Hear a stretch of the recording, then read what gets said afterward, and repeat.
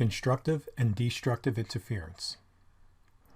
Two loudspeakers separated by a distance 0.4 meters are placed at a distance of 1.2 meters from the y-axis. Here's a distance between them. That's the distance to the y-axis. The loudspeakers generate waves with the same frequency, 2200 Hertz. The waves oscillate in phase. When a microphone moves in parallel to the y-axis, up and down there, it can detect points with no sound or sound of maximum amplitude. A. Determine the wavelength of the sound waves. B. Determine the distance from the origin to the first order maximum. C. Determine the distance from the origin to the first point where the microphone detects no sound. Here's our givens. And then, to find the wavelength of the sound waves, we use our velocity, wavelength, frequency equation.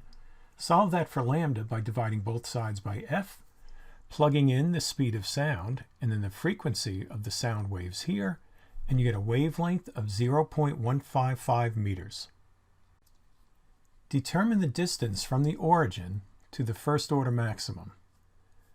So, since we want the first order maximum, we'll use the equation for constructive interference, and then we'll use the number 1 for m. This is the first order maximum will show up at m equals 1. Plug in the numbers, and we found the wavelength on the previous slide. That's over here, 0.155 meters. Substitute in the numbers, and we get the distance up is 0.46 meters. And you would have the same distance down for the m equals -1. So that's still also a first order maximum, just on the other side of your center line here. Determine the distance from the origin to the first point where the microphone detects no sound. So that's destructive interference, and here's the equation. Now the only trick here is we want the first point where it detects no sound. That does not mean that m is equal to 1. Nope. That would be the second order. The first order is where m is equal to 0. And that's what we plug in here into our equation.